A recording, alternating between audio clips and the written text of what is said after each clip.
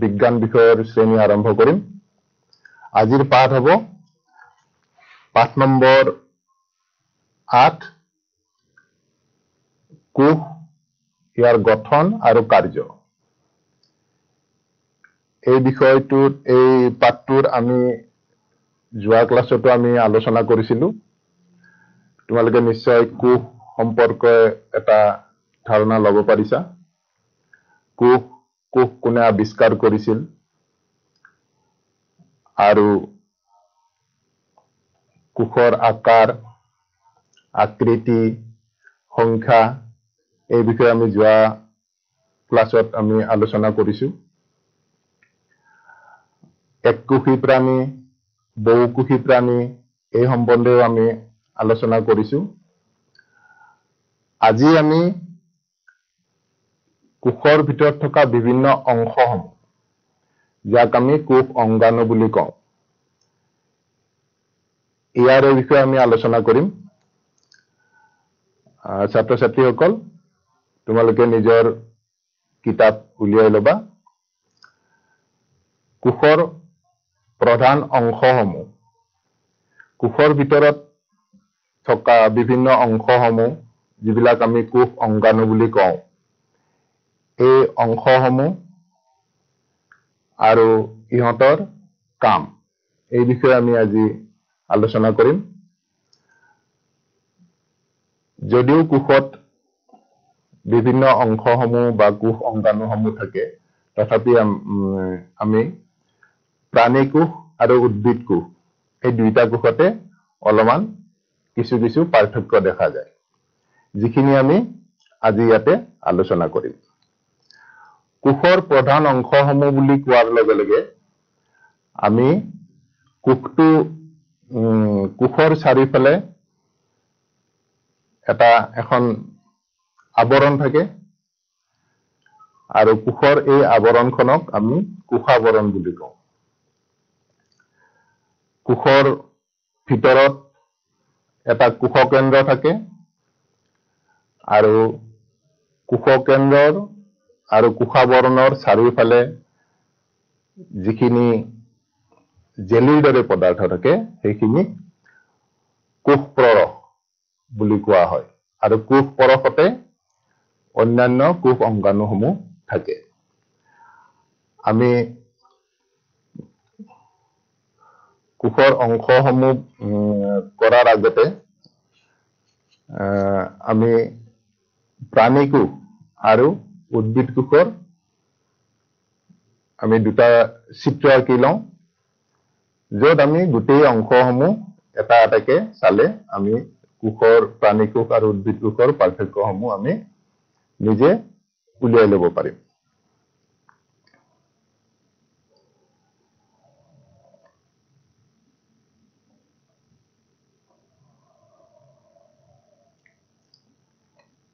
এইটো আমি প্ৰাণী কোষ।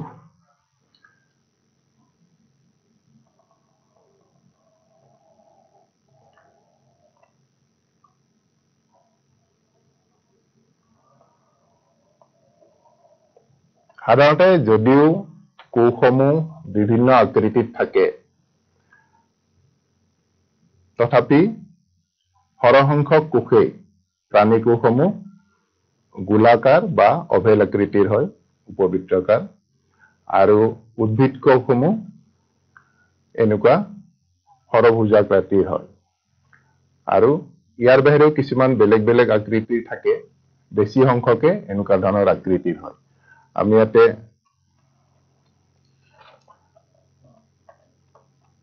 প্ৰাণী কোষ তলত লিখি দিছো, আৰু এইটো আমি উদ্ভিদ কোষ।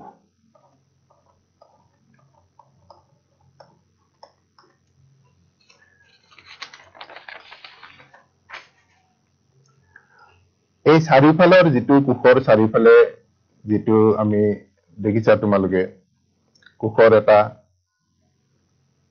বাউণ্ডাৰী আৱৰণ আমি ইয়াতে আঁকিছো। এই আৱৰণখনক কয় কোষাৱৰণ।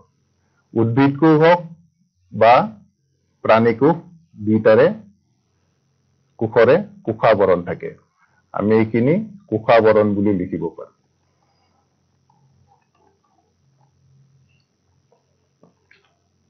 কোষ আবৰণ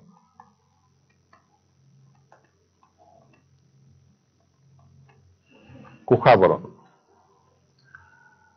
আৰু এই কোষাবৰণ ছিদ্ৰযুক্ত হয় ভিতৰৰ পৰা বাহিৰলৈ আৰু বাহিৰৰ পৰা ভিতৰলৈ পদাৰ্থবোৰৰ আদান প্ৰদান হয় আৰু এই বিষয়ে তোমালোকে পিছত পাবা পিছৰ ক্লাছত বা ইয়াৰে পিছৰ অধ্যায়ত পাবা ভিতৰত উৎপাদিত সামগ্ৰীসমূহ আদান প্ৰদান হয় সেইকাৰণে এই কোষাবৰণসমূহ ছিদ্ৰযুক্ত হয় ইয়াৰ পিছত আমি পাম উদ্ভিদ কোষত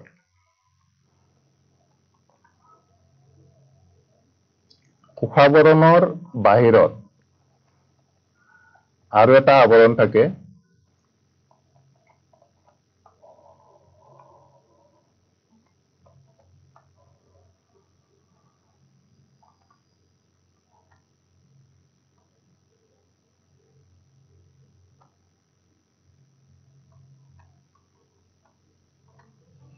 উদ্ভিদ কোষৰ কোষাবৰণৰ বাহিৰত আৰু এটা অতিৰিক্তকৈ আৱৰণ থাকে যাক কোষবেৰ বুলি কোৱা হয়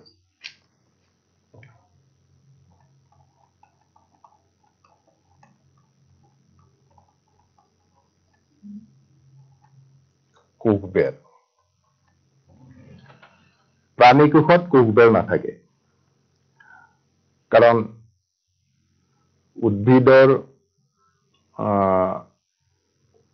উদ্ভিদবোৰ কিছুমান ৰ'দ বতাহ বৰষুণ বা অন্যান্য কিছুমান প্ৰাকৃতিক ঘটনাৰ ফলত উদ্ভিদ কোষবিলাকে নিজকে ৰক্ষা কৰিবলৈ চলাচল কৰিব নোৱাৰে কাৰণে ৰক্ষা কৰিবৰ কাৰণে অতিৰিক্ত এটা আৱৰণ থাকে যাক কোষবেৰ বুলি কোৱা হয় আৰু এই কোষবেৰ প্ৰাণী কোষত নাথাকে তোমালোকে চিত্ৰটো চালে গম পাবা কিতাপতো আছে চাই ল'বা প্ৰাণী কোষত কোষবেৰ নাথাকে আৰু উদ্ভিদ কোষত কোষবেৰ থাকে আৰু এই কোষবেৰো ছিদ্ৰযুক্ত হয় যাৰ ফলত পদাৰ্থত আদান প্ৰদান হ'ব পাৰে আমি যদি চাওঁ ইয়াতে আমি উদ্ভিদ কোষ আৰু প্ৰাণী কোষৰ এটা পাৰ্থক্য এটা দেখা পাম যে উদ্ভিদ কোষত কোষবেৰ থাকে আৰু প্ৰাণী কোষত কোষবেৰ নাথাকে কোষাবৰণ দুইটা উদ্ভিদ আৰু প্ৰাণী কোষ দুইফালে থাকে কিন্তু উদ্ভিদ কোষত কোষবেৰ অতিৰিক্তকৈ কোষবেৰ থাকে আৰু প্ৰাণী কোষত কোষবেৰ নাথাকে ইয়াৰ পিছত আহিব উদ্ভিদ কোষত তোমালোকে যদি চিত্ৰটো চোৱা দেখিবা ডাঙৰকৈ এটা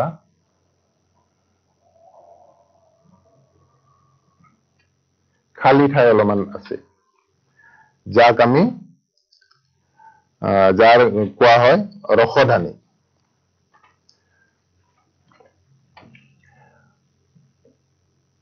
এই ৰসধানী উদ্ভিদ কোষত ডাঙৰকৈ থাকে আৰু প্ৰাণী কোষতো থাকে প্ৰাণী কোষত সৰু প্ৰাণী কোষৰ ৰসধানীবোৰ সৰু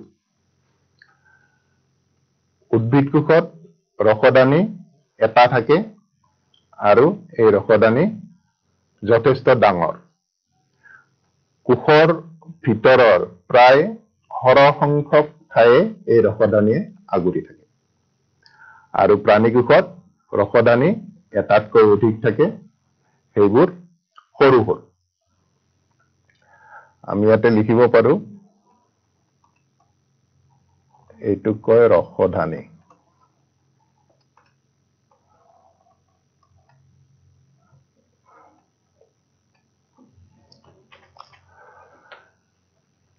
এই ৰসদানী কি কাম আমি পিছত আলোচনা কৰিম ৰসদানীয়ে কি কৰে ইয়াৰ পিছত আহিব কোষ কেন্দ্ৰ তোমালোকে চাবা কিতাপত চিত্ৰত চালেও পাবা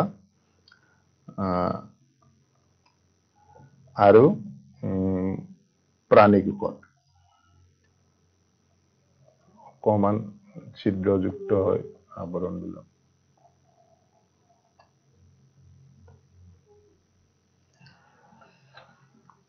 তোমালোকে প্ৰাণীকোষ আৰু উদ্ভিদ কোষত চোৱা। প্ৰাণীকোষত কোষকেন্দ্ৰ ঠিক কেন্দ্ৰতে আছে, কেন্দ্ৰতে থাকে। আৰু উদ্ভিদ কোষত কোষকেন্দ্ৰ বেৰৰ ওচৰলৈ গৈছে আৰু বেৰৰ ওচৰত থাকে। কাৰণ বেছি অংশই এই ৰসদানিটোৱে আগুৰি থাকে, যাৰ ফলত কোষকেন্দ্ৰটো কেন্দ্ৰত নাথাকি, কেন্দ্ৰস্থলত নাথাকি অকমান কাষৰ ফালে কোষবেৰৰ ফালে থাকে, কোষাবৰণৰ ফালে থাকে। তোমালোকে এইটো এটা পাৰ্থক্য দেখা পাবা, কোষকেন্দ্ৰটো প্ৰাণীকোষত কোষকেন্দ্ৰ ঠিক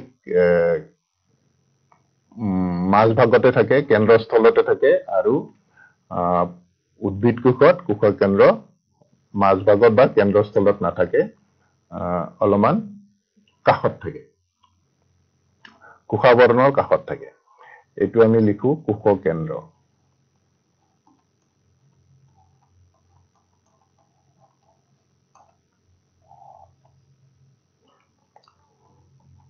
কোষকেন্দ্ৰ এটা আৱৰণযুক্ত হয়, এই আৱৰণ ছিদ্ৰযুক্ত।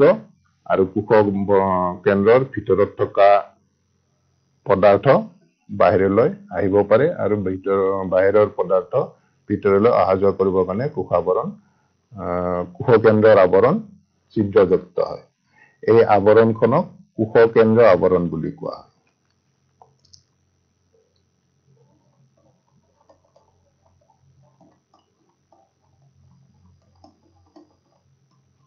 কোষকেন্দ্ৰীয়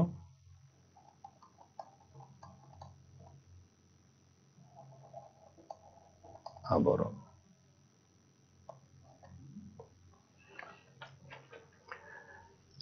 কোষকেন্দ্ৰৰ ভিতৰত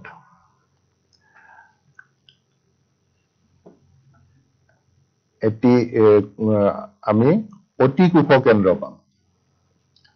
অতি কোষকেন্দ্ৰ, ইয়াতেও উদ্ভিদ কোষতো অতি কোষকেন্দ্ৰ থাকে।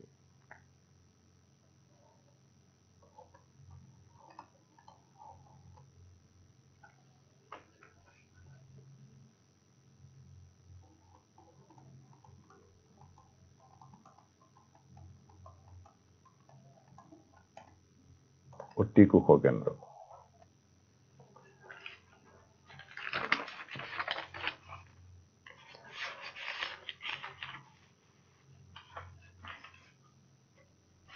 কোষকেন্দ্ৰৰ চাৰিওফালে যিখন আৱৰণ আগুৰি আছে, সেইখনক কোষকেন্দ্ৰীয় আৱৰণ বুলি কয়। আৰু ভিতৰত থকা প্ৰাণীকোষত কেন্দ্ৰত থকা ইয়াক কি বুলি কয়, সৰু গোলাকাৰ অংশ এটা। কোষকেন্দ্ৰৰ ভিতৰত থকা সৰু গোলাকাৰ অংশটোক অতি কোষকেন্দ্ৰ বুলি কোৱা হয়। কোষকেন্দ্ৰত ইয়াতে কিছুমান পকোৱা সূতাৰ দৰে জালিকা থাকে।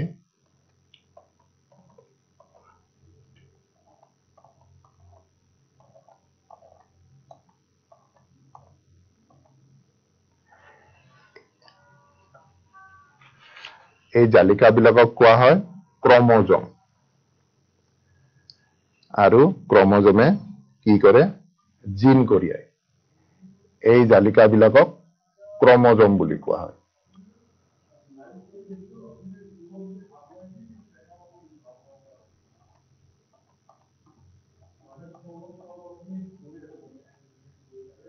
এই জালিকাবিলাকক ক্ৰমজম বুলি কোৱা হয়। ক্ৰমজমে, এই কোষকেন্দ্ৰৰ ভিতৰত থকা ক্ৰমজম বিলাকে জিন কঢ়িয়ায়, আৰু জিনে বংশানুক্ৰমে হোৱা পিতৃ মাতৃৰ গুণবিলাক সন্তানলৈ স্থানান্তৰিত কৰে, বা সন্তানে পিতৃ মাতৃৰ গুণবোৰ বহন কৰে। যাক আমি DNA বুলি ক'ব পাৰো। DNAৰ কাৰ্যকাৰী একককে জিন বুলি কোৱা হয়।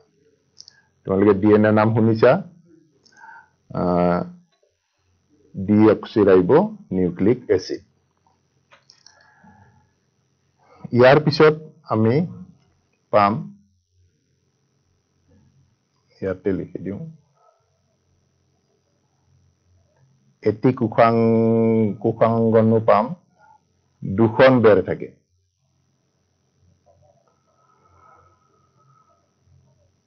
আৱৰণ দুখন থাকে।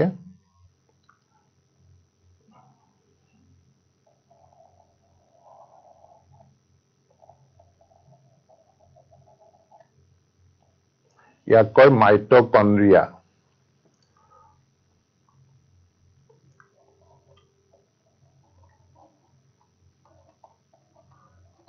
মাইটকন্ড্ৰিয়া।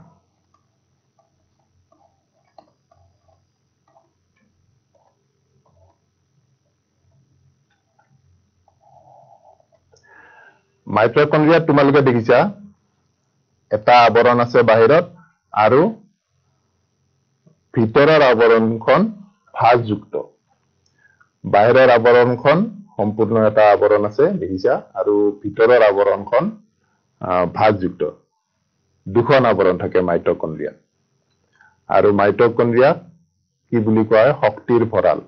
কোষত ৰাসায়নিক বিক্ৰিয়াৰ ফলত যি কাৰ্য হয়, তাৰ ফলত যি শক্তি উৎপন্ন হয়, ই শক্তি উৎপন্ন কৰে। আৰু এই শক্তিয়ে প্ৰাণী বা উদ্ভিদৰ বিভিন্ন কামত আহে। গতিকে এইটো পালো আমি মাইটকন্ড্ৰিয়া। ইয়াৰ পিছত পাম আমি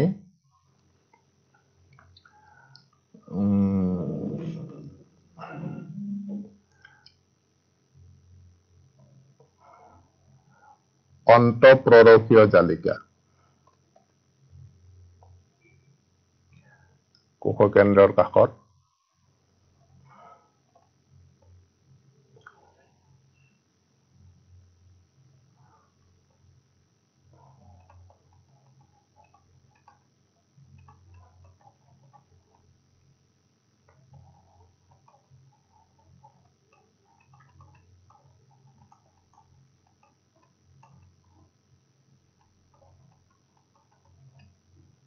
অন্তঃপ্ৰৰখীয় জালিকা।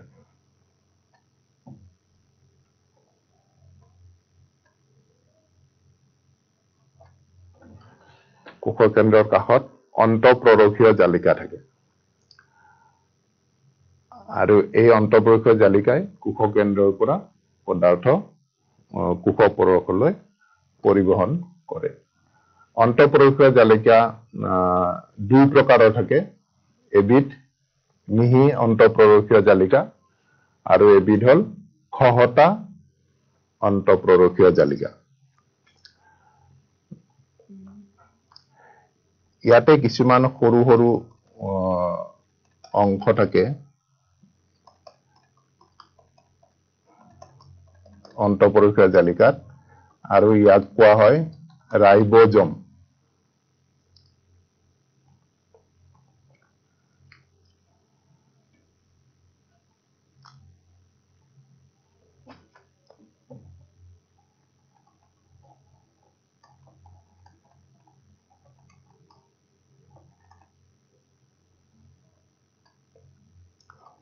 এই সৰু সৰু অংশবিলাকক কোৱা হয় ৰাইবজম।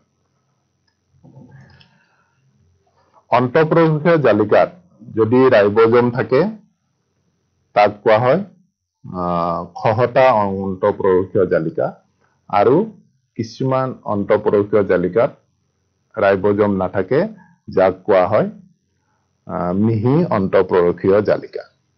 মই ইয়াতে মিহি আৰু দি দিব পাৰি।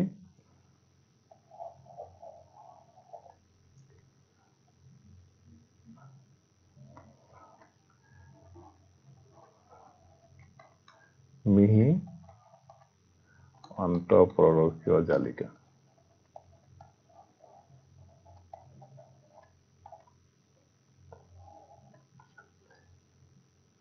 ৰাইবজম থাকিলে ইয়াত এইটো আমি খহটা বুলি দিওঁ।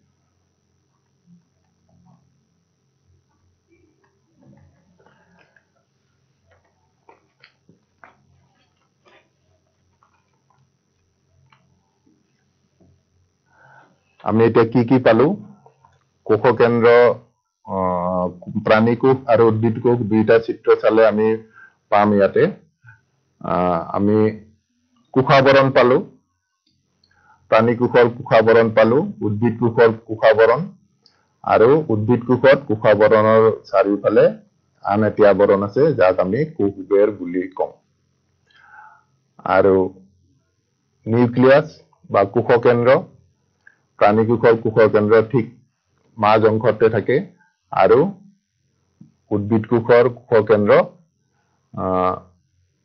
মাজ অংশত নাথাকে কোষাবৰণৰ কাষত থাকে আৰু প্ৰাণী উদ্ভিদ কোষৰ ৰসদানি যথেষ্ট ডাঙৰ প্ৰায় আধাৰ বেছি অংশ আগুৰি থাকে আৰু এটা থাকে আৰু প্ৰাণী কোষত ৰসদানি এটাতকৈ অধিক থাকে আৰু সৰু সৰু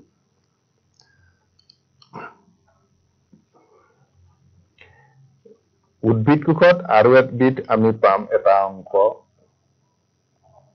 যাক কোৱা হয় প্লাস্টিড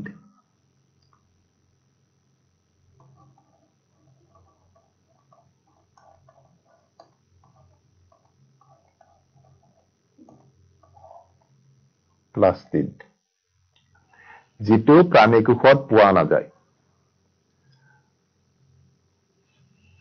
ইয়াতে উদ্ভিদ কোষত প্লাস্টিড থাকে প্ৰাণী কোষত প্লাস্টিড নাথাকে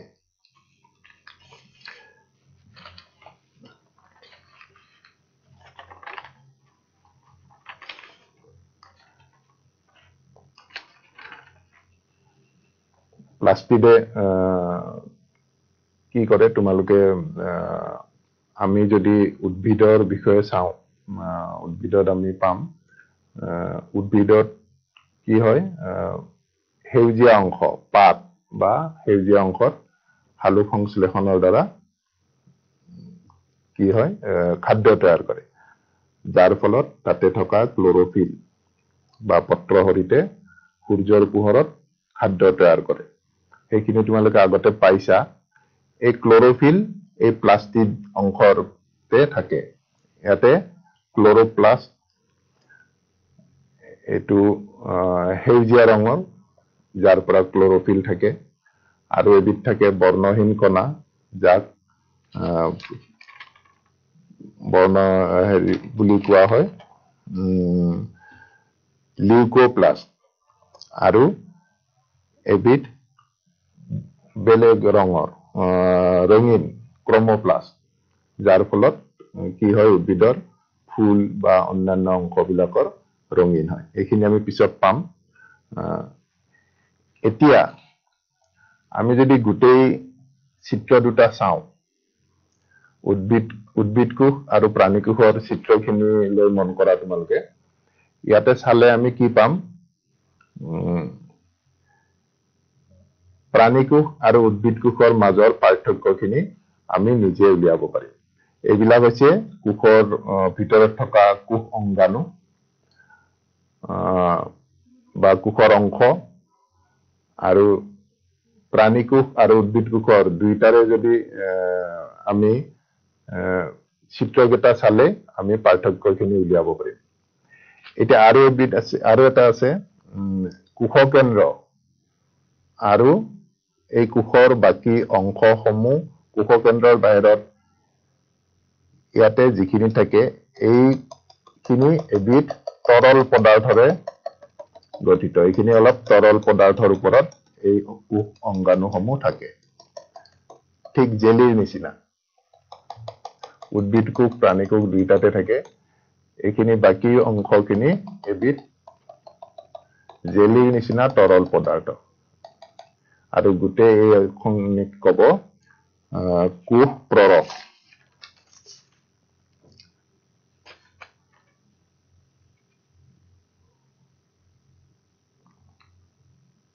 ইয়াতে লিখি দিওঁ কোষ প্ৰৰস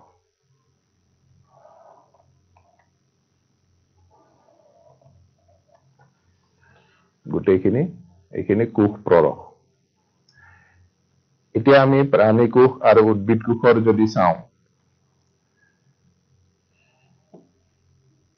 উদ্ভিদ কোষৰ কোষাবৰণ আছে আৰু উদ্ভিদ কোষৰ কোষাবৰণ আছে আৰু প্ৰাণী কোষৰো কোষাবৰণ আছে। উদ্ভিদ কোষৰ অতিৰিক্তকৈ এটা আৱৰণ আছে যাক কোষবেৰ বুলি কোৱা হয় আৰু প্ৰাণী কোষত এই কোষবেৰ নাই। উদ্ভিদ কোষৰ ৰসদানি যথেষ্ট ডাঙৰ আৰু এটা ৰসদানি থাকে আৰু প্ৰাণী কোষত ৰসদানিৰ আকাৰবোৰ যথেষ্ট সৰু আৰু ইয়াতে এটাতকৈ অধিক থাকে। কোষকেন্দ্ৰ উদ্ভিদ কোষৰ কোষকেন্দ্ৰ কোষাবৰণৰ কাষত থাকে, ঠিক মাজ অংশত নাথাকে আৰু প্ৰাণী কোষৰ কোষকেন্দ্ৰ ঠিক মাজ অংশতে থাকে। কোষকেন্দ্ৰৰ ভিতৰত আন এটি অংশ থাকে, অলপ ডাঠ অংশ, এইটোক আমি এইটোক কোৱা হয় অতি কোষকেন্দ্ৰ। কোষকেন্দ্ৰৰ মাজত কিছুমান পকোৱা সূতাৰ নিচিনা অংশ থাকে যাক কোৱা হয় ক্ৰমজম। আৰু ক্ৰমজমে কি কৰে, জিন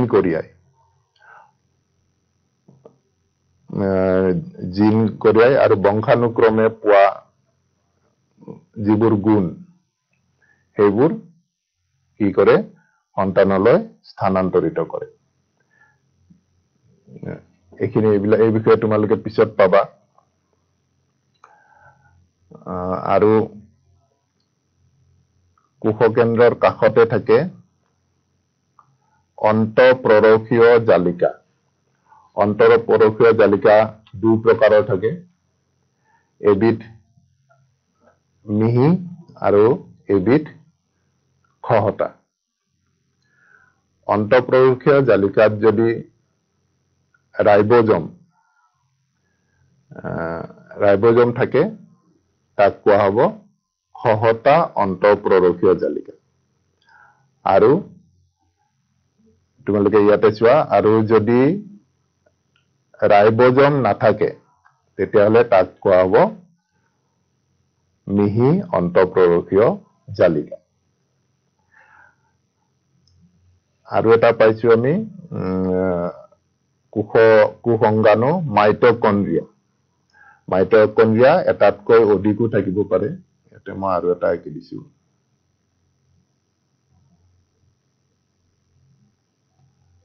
মাইটকণ্ড্ৰিয়া এটাতকৈ অধিক থাকিব পাৰে। মাইটকণ্ড্ৰিয়াত দুই তৰফৰ আৱৰণ আছে, বাহিৰৰ আৱৰণ আৰু ভিতৰৰ আৱৰণখন ভাঁজযুক্ত। আৰু মাইটকণ্ড্ৰিয়া হৈছে শক্তিৰ ভঁৰাল, ইয়াতে যাৱতীয় শক্তি উৎপন্ন হয় আৰু সেইকাৰণে প্ৰয়োজন সাপেক্ষে মাইটকণ্ড্ৰিয়া কি হয়, সংখ্যা কম বেছি হয়। যদি বেছি শক্তিৰ প্ৰয়োজন হয় প্ৰাণী বা উদ্ভিদৰ, তেতিয়াহ'লে কি হ'ব, মাইটকণ্ড্ৰিয়াৰ কোষৰ ভিতৰত মাইটকণ্ড্ৰিয়াৰ পৰিমাণটো বেছি হ'ব। আৰু যদি শক্তিৰ পৰিমাণ কম হয়, প্ৰয়োজন কম হয়, তেতিয়াহ'লে মাইটকণ্ড্ৰিয়াৰ সংখ্যা কম হ'ব। আমি অন্তঃপ্ৰৰখীয় জালিকা কলো। আৰু উদ্ভিদ কোষত আন এবিধ কোষ অংগাণু থাকে যাক কোৱা হয় প্লাস্টিড। প্লাস্টিড উদ্ভিদ কোষত থাকে, প্ৰাণী কোষত প্লাস্টিড নাথাকে। আৰু গোটেই কোষকেন্দ্ৰক বাদ দি বাকী গোটেই কোষৰ অংগাণুসমূহ, কোষৰ অংশসমূহ তোমালোকে দেখিছা, এইখিনি ভিতৰত এবিধ তৰল পদাৰ্থত এই অংশসমূহ থাকে, জেলিৰ নিচিনা তৰল পদাৰ্থ, আৰু ইয়াক কোৱা হয় কোষপ্ৰৰস। গতিকে আমি যিখিনি পালো, ইয়াতে আমি গোটেই উদ্ভিদ কোষ আৰু প্ৰাণীকোষৰ পাৰ্থক্যখিনিও আমি উলিয়াব পাৰিম। যদি ইয়াতে আমি পাৰ্থক্য উলিয়াব যাওঁ, আমি 1 নম্বৰতে দিম প্ৰাণীকোষৰ কোষবেৰ নাথাকে আৰু উদ্ভিদ কোষৰ কোষবেৰ থাকে।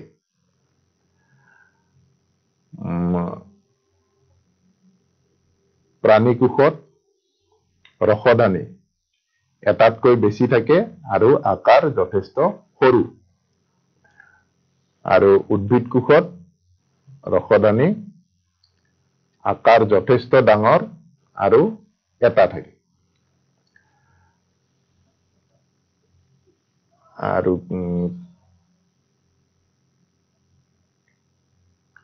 আৰু উদ্ভিদ কোষৰ কোষকেন্দ্ৰ কোষৰ ঠিক সোঁমাজত নাথাকে, কোষাবৰণৰ কাষত থাকে। আৰু প্ৰাণীকোষৰ কোষকেন্দ্ৰ ঠিক কেন্দ্ৰস্থলতে থাকে, মাজতে থাকে। উদ্ভিদ কোষত কি পাম আমি? এইটো দেখিছা, প্লাস্টিড নামৰ এবিধ অংশ থাকে, কোষ অংগাণু থাকে, যিটো প্ৰাণীকোষত পোৱা নাযায়। গতিকে এইকেইটা পাৰ্থক্য আমি ইয়াতে পাইছো। আৰু প্ৰত্যেকটো ইয়াতে যিখিনি কোষ অংগাণু কিছুমান আমি পাইছো, গোটেই কোষ অংগাণু বিলাকৰ নিজা নিজা কিছুমান নিৰ্দিষ্ট কাম আছে। সকলো কামবিলাক নিজা নিজা নিৰ্দিষ্ট কাম কিছুমান কৰে আৰু এই কামবিলাকৰ দ্বাৰা এই কোষৰ বাকী কামবিলাক পৰিচালনা হয়। এতিয়া আমি ইয়াতে পাইছো ক্ৰমজম, কোষকেন্দ্ৰৰ মাজত ক্ৰমজম পাইছো। ইয়াতে ক্ৰমজম থাকে, ক্ৰমজমে জিন কঢ়িয়াই যি সন্তানলৈ পিতৃ মাতৃৰ গুণ কঢ়িয়ায়। আৰু মাইটকণ্ড্ৰিয়াই কি হয়? প্ৰয়োজনীয় শক্তি উৎপন্ন কৰে আৰু এই শক্তিয়ে কোষত আমাৰ পিছত প্ৰাণী বা উদ্ভিদৰ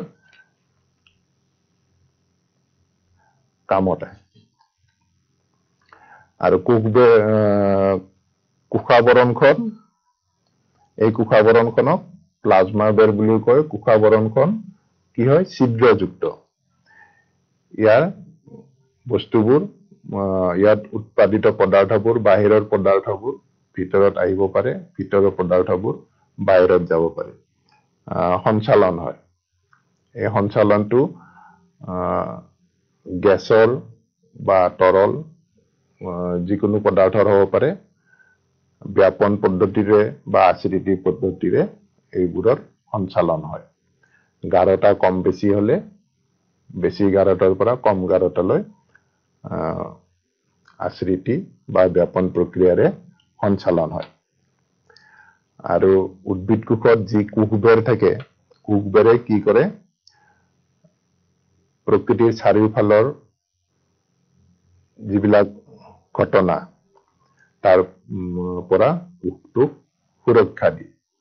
সাধাৰণতে কি হয়? প্ৰাণীবোৰ লৰচৰ কৰিব পাৰে, দৌৰা দৌৰি কৰিব পাৰে, অহা যোৱা কৰিব পাৰে। আৰু সেইকাৰণে যিকোনো ঘটনাৰ পৰা নিজকে সুৰক্ষা নিজে কৰিব পাৰে। কিন্তু উদ্ভিদবোৰ স্থিৰ হৈ থাকে, নিজে লৰচৰ কৰিব নোৱাৰে, যাৰ বাবে উদ্ভিদ কোষৰ যিটো সুৰক্ষা, তাৰ কাৰণে কোষাবৰণৰ চাৰিওফালে এটা কি হয়? আৱৰণ এটা থাকে, যাক কোষবেৰ বুলি কোৱা হয়।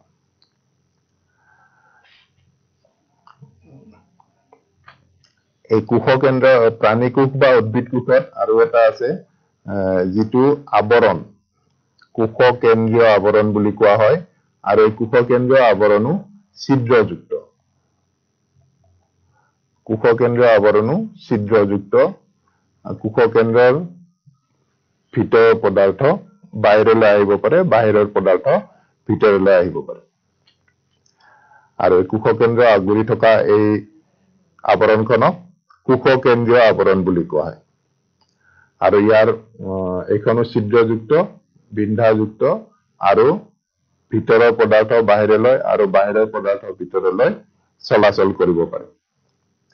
আৰু কোষকেন্দ্ৰত আমি ইয়াতে দিছো, ইয়াতে অলপ ডাঠ আকৃতিৰ এটা অংশ থাকে কোষকেন্দ্ৰত, যাক কোৱা হয় অতি কোষকেন্দ্ৰ। গোলাকাৰ, এইটো অংশ গোলাকাৰ অংশ, ইয়াক অতি কোষকেন্দ্ৰ বুলি কোৱা হয়। আৰু কোষকেন্দ্ৰত কি থাকে? ক্ৰমজম নামৰ কিছুমান পকোৱা সূতাৰ নিচিনা অংশ থাকে, যাক ক্ৰমজম বুলি কোৱা হয়। ক্ৰমজমে জিন কঢ়িয়ায় আৰু জিনে বংশানুক্ৰমে পিতৃ মাতৃৰ পৰা পোৱা গুণবিলাক সন্তানলৈ স্থানান্তৰ কৰে। জিনৰ বিষয়ে আমি পিছৰ অধ্যায়ত পাম, তোমালোকে পাবা জিনৰ বিষয়ে।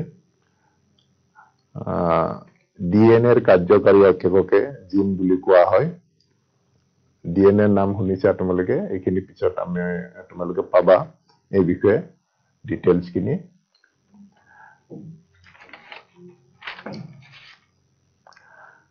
আৰু গোটেই কোষ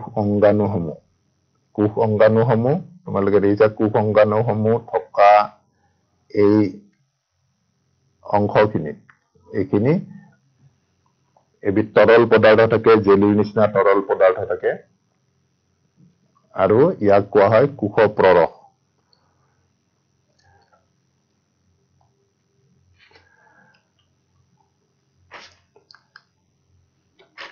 আৰু গোটেই কোষাবৰণ বাদ দি এইখিনি কোষকেন্দ্ৰ আৰু ইয়াতে থকা গোটেই অংশখিনি একেলগে কি কোৱা হয়?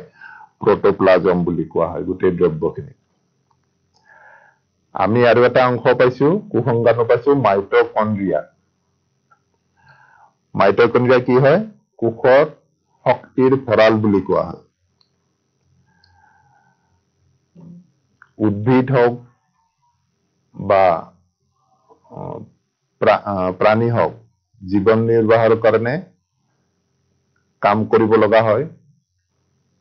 উশাহ নিশাহ হওক, চলাচল হওক বা খাদ্য প্ৰস্তুত কৰা হওক, যিকোনো কামৰ কাৰণে শক্তিৰ দৰকাৰ হয়, আৰু এই শক্তি কোষত মাইটকণ্ড্ৰিয়াত উৎপন্ন হয়। কেনেদৰে হয় আমি পিছত পাম, পিছৰ অধ্যায়ত বা পিছৰ শ্ৰেণীত আমি এইবিলাক পাম। আৰু এটা অংশ আছে গলজি বডি।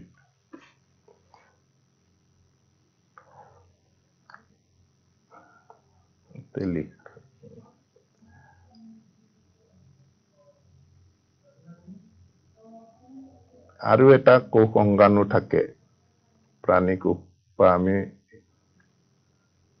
পিছৰ অধ্যায়ত পাম।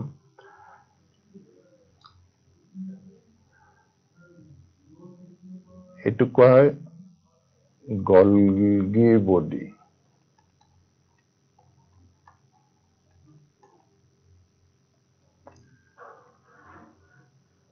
উদ্ভিদ কোষ আৰু প্ৰাণী কোষত গলগি বডি থাকে, আৰু এটা কোষ অংগাণু।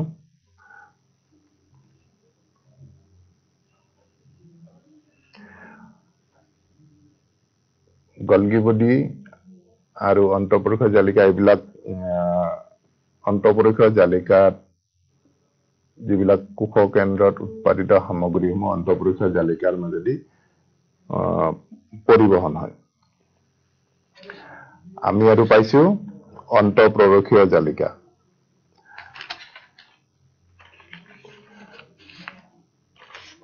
অন্তঃপৰোক্ষ জালিকা দুইবিধ পাইছো। এবিধ ৰাইবজম থাকে, যিবোৰ অন্তঃপৰোক্ষ জালিকাত ৰাইবজম থাকে, সেইবোৰ অন্তঃপৰোক্ষ জালিকা খহতা অন্তঃপৰোক্ষ জালিকা বুলি কোৱা হয়। আৰু যিবোৰ অন্তঃপৰোক্ষ জালিকাত ৰাইবজম নাথাকে, সেইবোৰক কোৱা হয় মিহি অন্তঃপৰোক্ষ জালিকা। অন্তঃপৰোক্ষীয় জালিকাই কোষৰ বিভিন্ন অংশসমূহ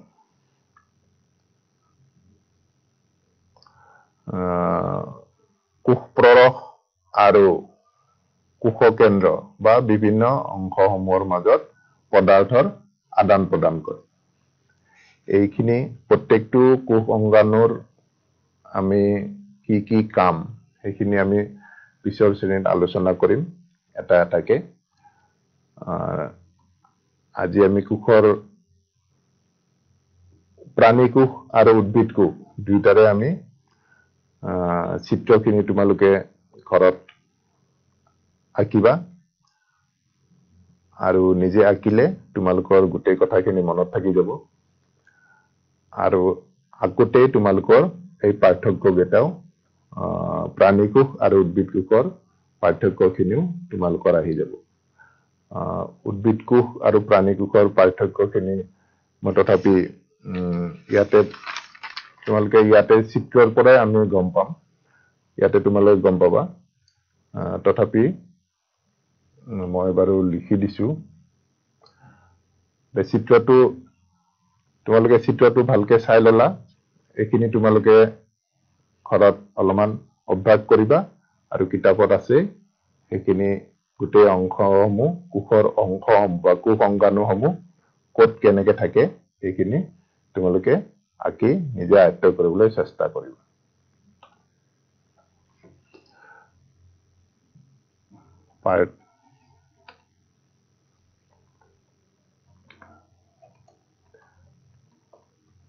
প্ৰাণী কোষ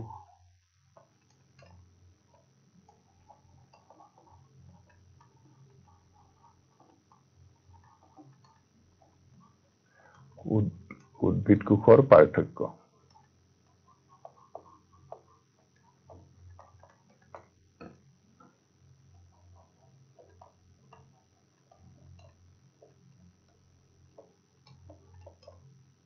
প্ৰাণী কোষ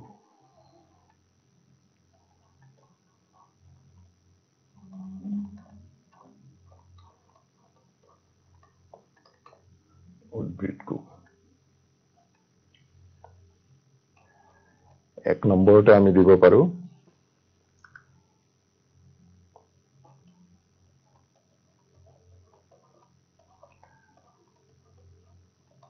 প্ৰাণী কোষত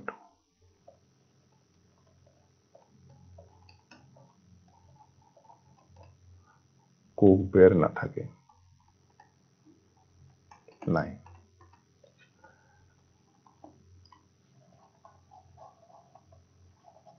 এইটো আমি পাইছিলো উদ্ভিদ কোষত কোষবেৰ থাকে।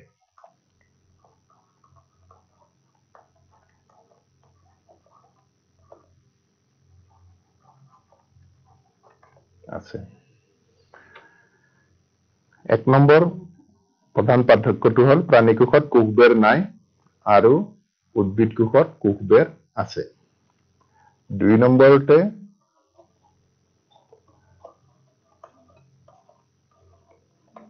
প্ৰাণী কোষৰ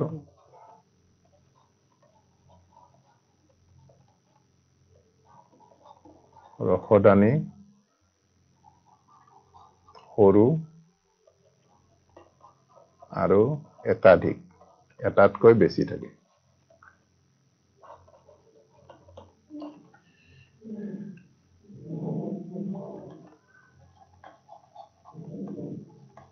উদ্ভিদ কোষৰ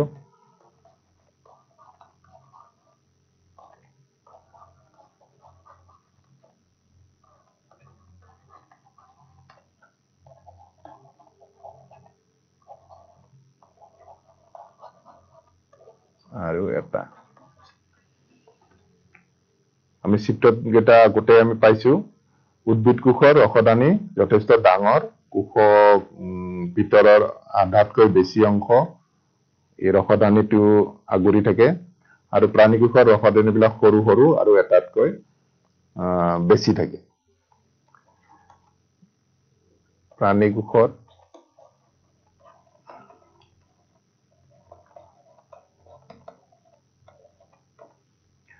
প্লাস্টিড নাথাকে। প্লাস্টিড নামৰ অংশটো কোষ অংগাণুটো প্ৰাণী কোষত নাথাকে।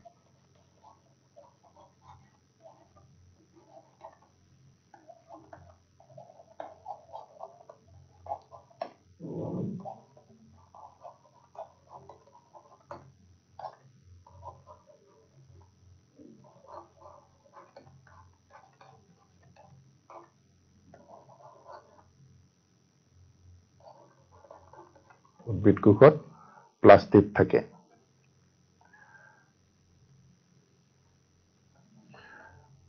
আৰু এটা আমি লিখিব পাৰো প্ৰাণী কোষৰ কোষ কেন্দ্ৰ।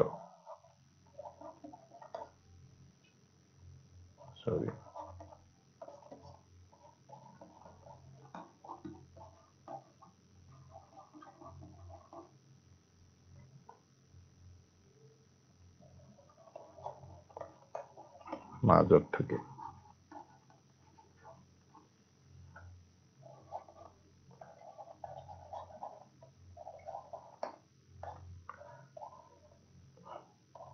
উদ্ভিদ কোষৰ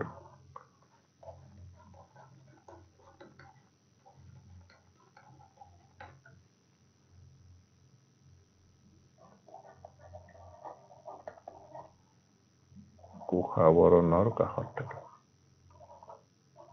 মাজত নাথাকে।